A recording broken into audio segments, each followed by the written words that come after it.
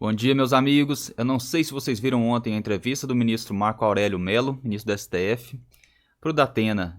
E eu posso garantir para vocês, foi uma das melhores entrevistas que eu já vi, principalmente nessa situação atual, onde a liberdade de expressão tem sofrido tantos reveses nas mãos do autoritarismo que vem de alguns ministros do STF.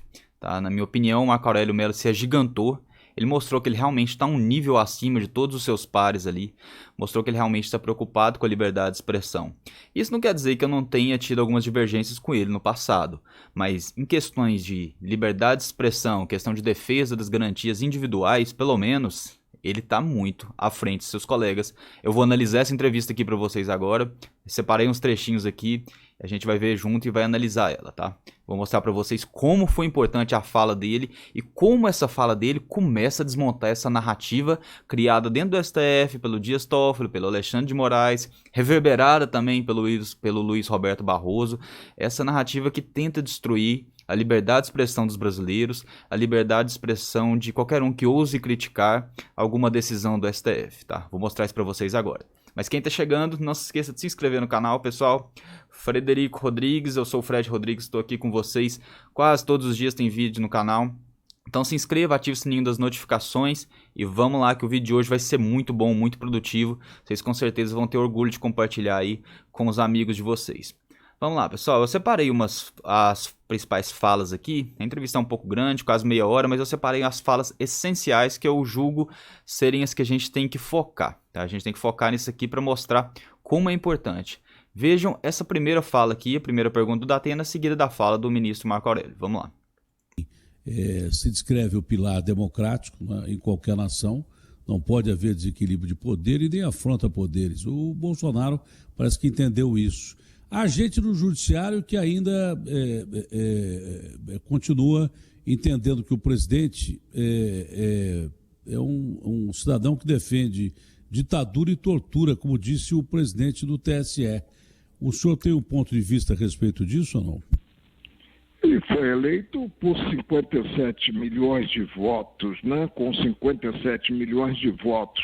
E é o presidente de todos os brasileiros. O passado dele, o que ele disse da tribuna da Câmara, evidentemente não se confunde em si com a atuação como chefe do Executivo Nacional.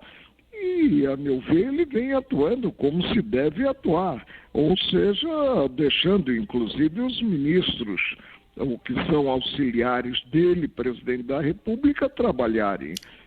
Temos que aguardar e ver com bons olhos a direção do país. Olha, pessoal, olha aí o tanto que essa fala foi boa, né? Ele realmente reconhecendo ali, ele já tem muitas divergências com o Bolsonaro. A gente não tá falando aqui de um apoiador do Bolsonaro não, tá? E até por causa disso, a fala dele tem um impacto muito maior. Tem uma força muito maior na hora de obrigar esses ministros que estão agindo de uma forma tão autoritária, a enxergarem a realidade. Essa fala do Marco Aurélio Mello aqui não é de um apoiador do Bolsonaro. Ele muitas vezes já criticou o Bolsonaro, inclusive publicamente, mas no que diz respeito ao respeito às instituições, né, ao respeito aos poderes, ele está corretíssimo. O Bolsonaro está sofrendo ataques de todos os lados e pior, a oposição está utilizando o STF como instrumento para impedir que o Bolsonaro governe. Ou seja, a oposição perdeu a eleição, mas através do STF eles estão governando, ou pelo menos impedindo que o Bolsonaro governe e realize à vontade os anseios de 57 milhões de pessoas que foram até as urnas, que fizeram campanha, que se dedicaram a elegê-lo. Então essa frase do Marco Aurélio Mello aqui, essa declaração dele, pode ter certeza que isso aqui pega mal. O ministro, dos pares dele que estão no STF, que escutam isso, pega mal. Eles sentem, né, porque a voz dele tem um peso, não é qualquer pessoa falando, né, não é um jornalista que eles podem silenciar, eles não podem calar o Marco Aurélio Mello, eles não podem mandar a PF lá na casa do Marco Aurélio para prender o computador deles. Isso aqui pega muito mal. E assim, eu só tenho que dar os parabéns, essa frase dele aqui foi excelente. Então eu quero passar para outra aqui, eu deixei separado e eu vou mostrar para vocês aqui uma outra frase dele muito, muito boa, muito pertinente, né? Só achar aqui, pessoal, tenha uma paciência aqui, vamos lá. Foram favoráveis, as manifestações que foram favoráveis ao AI-5, não é?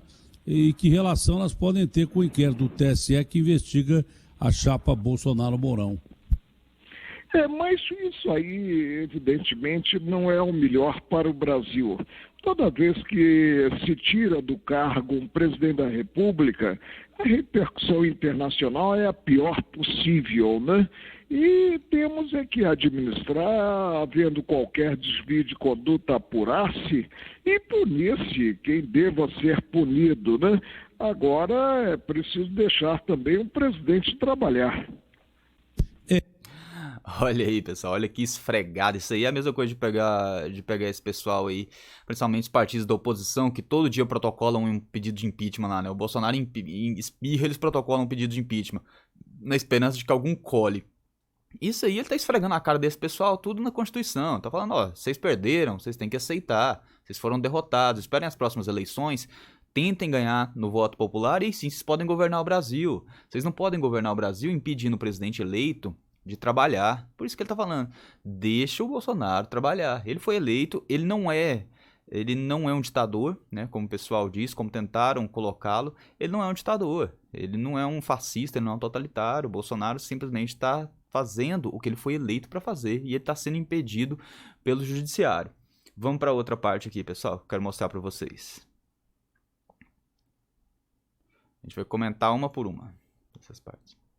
Vamos lá. E aí, à luz da lei como ministro, existe uma fronteira segura entre o que é fake news, a praga da fake news, e o que representa, na realidade, uma ação correta ou uma censura?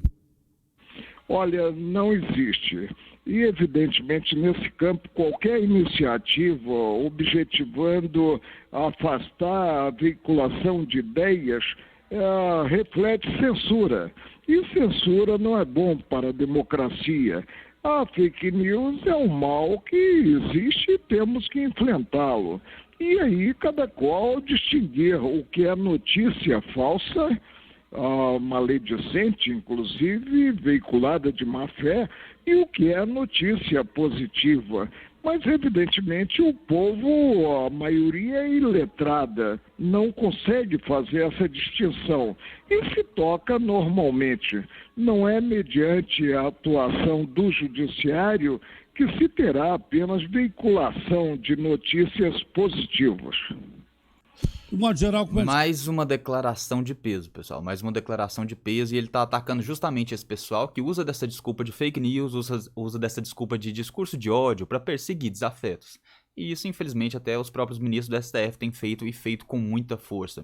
Eles dizem que eles estão investigando fake news sem nunca mostrar um exemplo de fake news, principalmente daquelas pessoas que tiveram sua casa adentrada pela PF, né? Suas casas adentradas pela PF e seus equipamentos de trabalho recolhidos. A gente vê que tem muito jornalista aí sendo perseguido nesse inquérito e ele nem sequer tem acesso aos autos para ele saber do que ele está sendo acusado. E aqui o Marco Aurélio já vai até um pouco além, ele já vai naquela questão cultural, de que a esquerda não tem direito de definir o que é fake news. Eles não podem definir o que é fake news e falar, ó, isso aqui eu acredito que é, então vocês não podem falar, vocês estão proibidos de falar. O povo é que tem que decidir que notícia é falsa e que notícia não é. Tá? Ele pode ter sim orientações, mas não pode haver censura. Você não pode simplesmente censurar, igual essas agências de checagem fazem. As agências de checagem nada mais são do que agências de censura. Elas nunca ou raramente checam notícias de esquerda. Tá? Elas sempre vão lá e selecionam especificamente o que elas querem checar, só para prejudicar, claro, o pessoal conservador, para prejudicar o governo Bolsonaro. Isso é óbvio, está latente no método que eles utilizam para verificar essas notícias. Então o que ele está falando aqui, pessoal, é justamente isso, é pôr o dedo na ferida. Essa questão de fake news, ela está sendo utilizada simplesmente como um modo de perseguir e calar conservadores, nada mais que isso. Agora vamos para a última parte aqui, que eu também gostei bastante, pessoal, que aqui ele realmente dá nome aos bois, tá? Aqui ele dá nome aos bois, e é muito bom isso, porque a palavra de um ministro do STF tem peso, e no finalzinho eu vou comentar sobre isso. Primeiro vamos ver essa parte aqui que eu separei para vocês também, vamos lá. Jovem, né? Ainda bem, a idade está na cabeça, isso é o mais importante. Olha, ministro, as atenções do país se concentraram durante muito tempo nos inquéritos do Supremo sobre fake news e manifestações pró-AI-5. Como é que estão hoje esses dois assuntos, ministro, no Supremo? Olha, o inquérito está com o ministro Alexandre, ele está tocando. Eu fui voto vencido, né? porque eu entendi que não poderia surgir o inquérito por provocação da vítima, o próprio Supremo, né? E muito menos se ter aí um relator pinçado a dedo. Eu, por exemplo, se fosse pinçado para atuar como relator de um inquérito desse, eu não aceitaria, porque há distribuição, que evidentemente é um sistema democrático por excelência, né? Mas o ministro Alexandre aceitou. A segunda matéria qual é, Datena? Essa parte eu vou cortar aqui, porque eles já voltam para o outro assunto que a gente estava falando antes. Essa questão aqui é muito importante. Você viu que ele denunciou e deu nome aos bois e falou com todas as letras aqui que o que foi feito ali não é correto. O que o Toffoli fez em conjunto com o Alexandre de Moraes só para perseguir opositores, como está sendo comprovado hoje, como a forma que esse inquérito vem decorrendo, como a forma como esse inquérito vem sendo gerido, a gente vê que a intenção aqui é realmente silenciar qualquer um que critica algum ministro do STF ali. Eles querem ser imunes à crítica, né? E nisso aqui, o Marco Aurélio Mello falou muito bem. Ele que já foi muito criticado mesmo por suas decisões, mas que até que eu me lembre aqui, ele nunca tentou calar quem o criticou. Infelizmente, esse pessoal que entrou agora, né, Toffoli, Alexandre de Moraes, Barroso, eles já não pensam assim. Eles não concordam com isso. E aqui ele falou algo muito importante. O Dias Toffoli, como presidente do STF, abriu o inquérito, que ele não poderia ter feito, não nessa situação, e além disso, ao invés dele sortear a relatoria, o que é sortear a relatoria? Relator é quem cuida do inquérito. Então, em vez dele sortear a relatoria para que ela caísse em algum ministro de forma aleatória, não. Ele apontou o dedo para o Alexandre de Moraes e falou, é você que vai cuidar.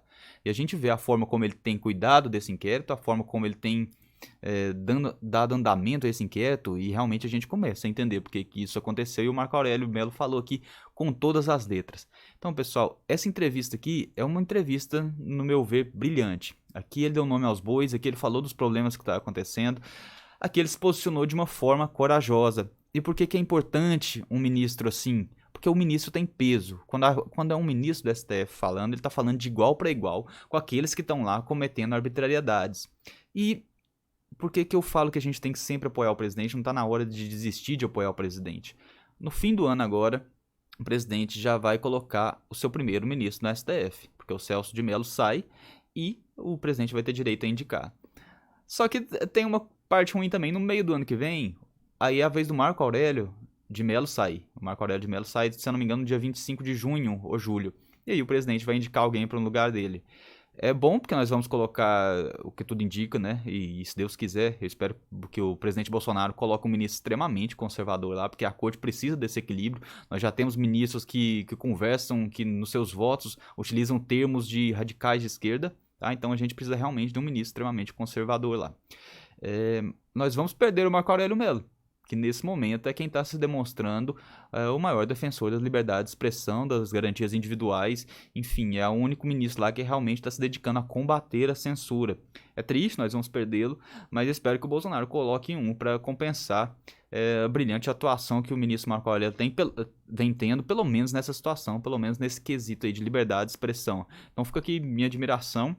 Realmente, já tive muitas divergências no passado com ele, talvez ainda tenha várias, mas nessa situação, em questão de liberdade de expressão, em questão de enfrentar o autoritarismo que está acontecendo no STF, o ministro Marco Aurélio de Mello está de parabéns e merece sim nossa admiração, principalmente levando em conta as pessoas que estão lá, as pessoas que ele está tendo que enfrentar. Ele está sendo voto vencido em praticamente todas as situações, né? Ele está sendo o único voto contra sempre que um assunto vai ao plenário do STF. Então mostra que ele realmente está dedicado e está fazendo um brilhante trabalho nesse sentido aí. É isso, meus amigos. Obrigado para quem acompanhou. Espero que esse vídeo tenha sido esclarecedor. Eu separei, tentei resumir o máximo a entrevista aí nos pontos mais pertinentes para a gente. Espero que vocês tenham gostado da análise. Não se esqueçam de se inscrever no canal. Indiquem para os amigos, nosso canal tá só crescendo aí, eu tô muito feliz, vamos tentar bater os 10 mil aí até o fim do mês, pensou tanto que ia ser legal, pessoal? Então indiquem para os amigos aí, compartilhem e ativem o sininho das notificações e deixem um like aí. Valeu, meus amigos, um grande abraço, até a próxima, fiquem com Deus e até mais.